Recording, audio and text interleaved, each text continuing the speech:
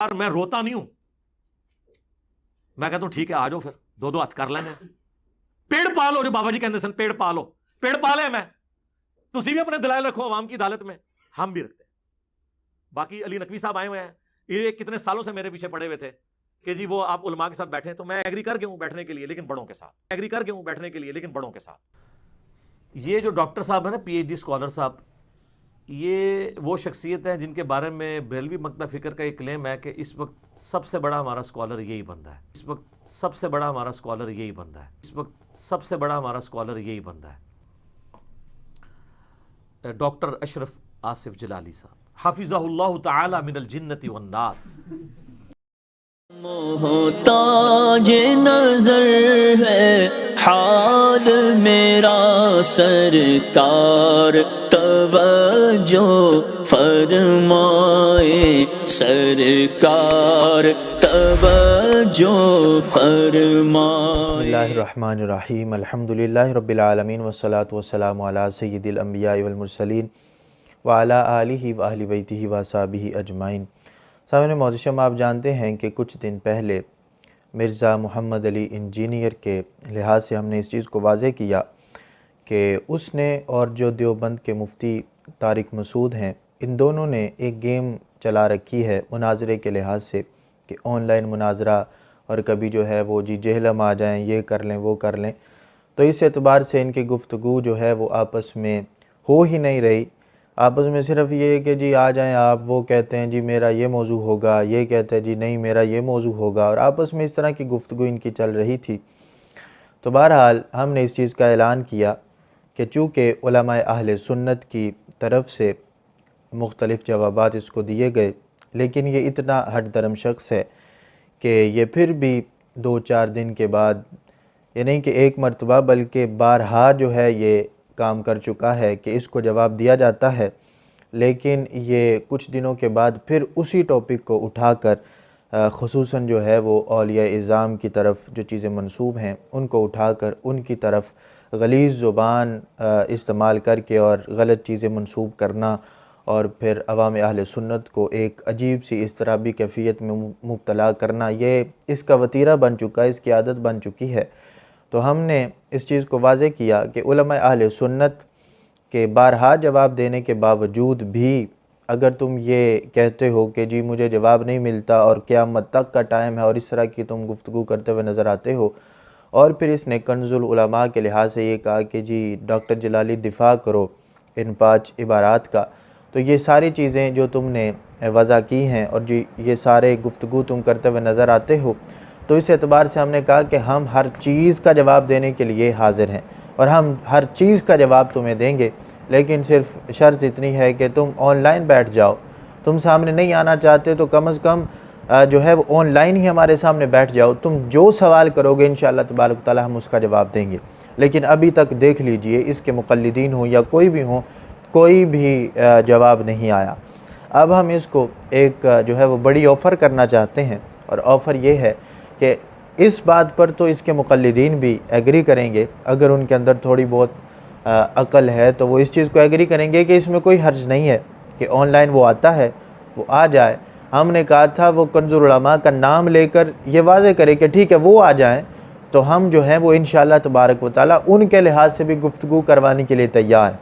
और अगर वो ये कह दे कि जी वो किसी को लिख कर दे दे, किसी को ज़िम्मेदार मुकर्रर कर दें, तो फिर हम इसके लिए भी तैयार हैं। इंशाअल्लाह तबारक व तआला वो ज़िम्मेदार मुकर्रर करेंगे और वो पूरी ज़िम्मेदारी का ऐलान करेंगे कि इंशाअल्लाह तबारक व तआला उनकी तरफ से फ़लाँ नुमाइंदा मुकर्रर है, वो आएंगे और फिर जवाब जो है वो जितने भी इसके एतराज़ात हैं जवाब दिए जाएंगे। यह हज़रत बायज़ीद बुस्तामी रहमहुल्लाह ताला पर जो एतराज़ात करता है, जो दाता साहब रहमहुल्लाह ताला की किताब से ये अपनी तरफ से कह रहा होता है ये गुस्ताखियाँ हैं, तो फिर हम इंशाअल्लाह तबारक व तआला हर चीज़ को वाज़ेह करेंगे। तज़किरतुल औलिया या जितने भी ये इश्कालात वाज़ेह करने की कोशिश करता है उसके जो है वो जवाबात दिए जाएंगे, कुरान और हदीस से जवाबात दिए जाएंगे। वैसे भी अवामुन्नास की अदालत में मुकदमा पेश हो जाएगा तो वो ख़ुद ही समझ जाएंगे कि असल में कुरान और हदीस का के मनहज पर कौन चल रहा है और कौन शैतानी लश्कर है कि जो आज उम्मत पर मुसल्लत कर दिया गया है। अब जो है वो मैं ये ऐलान करना चाहता हूँ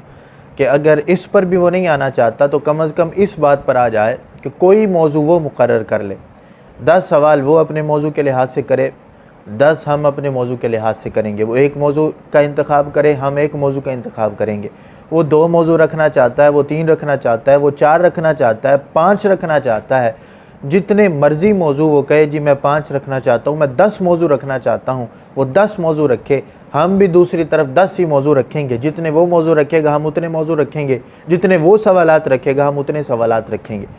तो मैं अपनी तरफ से जो हम ऐलान कर रहे हैं वो ये है कि 10 सवालात, एक मौजू रखना चाहता है तो एक मौजू पर 10 सवालात कर ले, 2 मौजू रखना चाहता है तो 10 सवालात 2 मौजू पर रख ले, यानी एक मौजू पर 10-10 सवालात रखे, उसके जवाबात दे दे। आगे क्रॉस टॉकिंग हो, अवाम उन्नास के सामने दोनों बात करें। वो जब सवाल करेगा तो हम उसके जवाबात दें, फिर जब हम सवालात करें तो वो कुरान और हदीस से उसके आगे जवाबात दे। और जो वो मौजू रखना चाहता है, जिस एतबार से रखना चाहता है, वो अपने मौजू का ऐलान कर सकता है। अगर एक मौजू के ज़िमन में वो कई मौजू रखना चाहता है तो ये भी हम इजाज़त दे रहे हैं, और ये फ्री हैंड है, और ये कोई भी नहीं करेगा जो बातिल परस्त हो। तो अल्लाह के फ़ज़ल और तौफ़ीक़ से हम हक़ परस्त हैं, हम अक़ीदा अहले सुन्नत से हमारा ताल्लुक़ है। अगर ये शख्स अपने आप को ये समझता है कि ये हलाल है, इसको कोई चीज़ आती है और ये कुरान और हदीस को लेके चल रहा है, तो फिर इसके लिए कोई मुश्किल नहीं होनी चाहिए। ये सीना तान क्या है और सामने आके कहे जी आओ मेरे से सवाल करो, मैं इंशाअल्लाह तबारक तआला जवाब दूंगा। ये क्या बात हुई कि अवाम उन्नास में से किसी का कोई कारोबार है, किसी का कोई कारोबार है, वो उठ के आएँ जी वो इससे सवालात करें जिनको कुरान और हदीस का पता ही नहीं है। ये जो कुछ मर्ज़ी झूठ बोलता रहे, हदीस की जो मर्ज़ी तशरीह करता रहे, उन बेचारों को आगे क्या पता है कि ये हदीस की जो तशरीह कर रहा है ये असल में उम्मत में किसी ने की भी है कि नहीं की।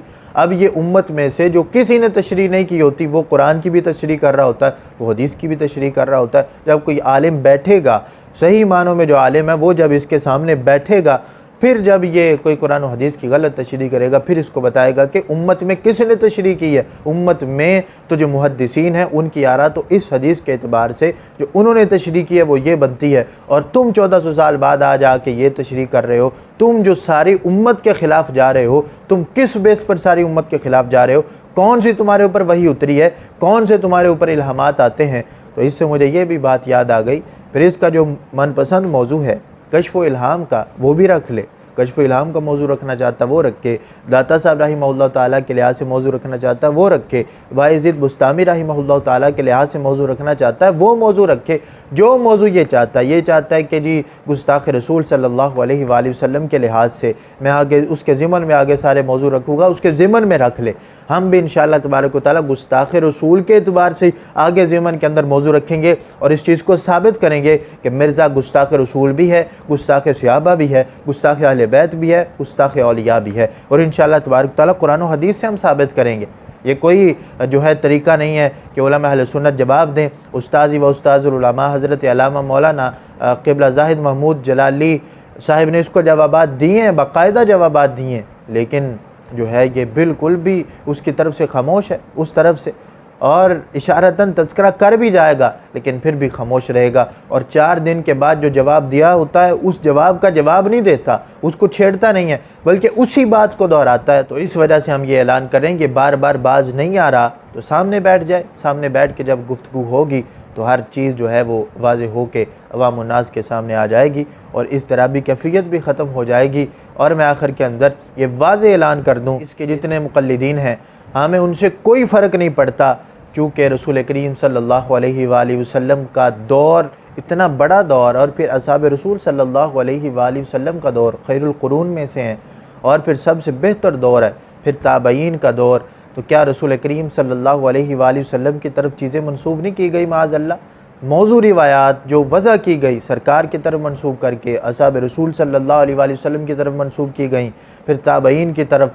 तो इसी तरह ही औलिया इज़ाम की तरफ चीज़ों को वज़ा किया गया। जब वो किताबों के अंदर मौजूद हैं तो ये भी किताबों के अंदर मौजूद हैं।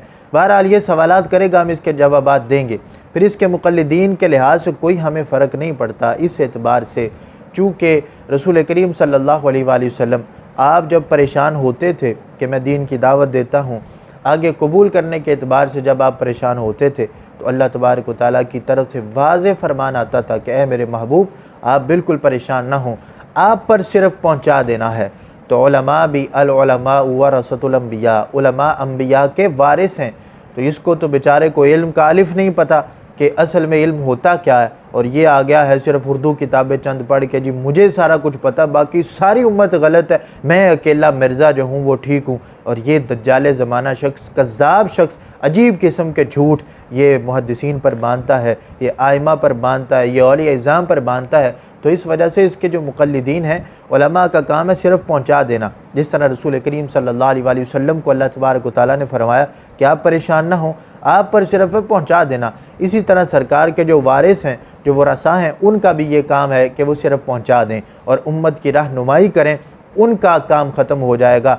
आगे जो इसके मुक़ल्लिदीन जिस तरह आवाम है वो जाने और इनके काम जाने। अगर ये हक़ को नहीं पहचानते और हक़ को कबूल नहीं करते, अगर उस दौर के अंदर सरकार की दावत के बावजूद अगर कोई मुसलमा कज़्ज़ाब के साथ मिलता है, अगर कोई अबू जहल अबू लहब के साथ मिलता है, और फिर असहाब रसूल सल्लल्लाहु अलैहि वसल्लम की दावत के बावजूद कोई मुअतज़िली बन जाता है, किसी का ताल्लुक़ कदरिया से होता है, किसी का ताल्लुक़ मुजस्सिमा से होता है, किसी का मुशब्बिहा से होता है, इस तरह के मुख्तलिफ़ फ़िरक़ों से जो बातिल थे उनके साथ उनके ताल्लुक़ कायम हो जाते हैं, तो उसका कोई फ़र्क भी असहाब रसूल सल्लल्लाहु अलैहि वसल्लम को नहीं पहुँचता। ना औलिया इज़्ज़ाम को कोई फ़र्क है, ना आइमा मुहद्दिसीन को कोई फ़र्क है, ना हमारे अकाबिरीन को कोई फ़र्क है। अल्लाह के फ़ज़ल और तौफ़ीक़ से वो अल्लाह की जन्नतों में आज भी आराम फरमा रहे हैं। तो इसी तरह उलमा का ये मामला क़यामत तक चलता रहेगा।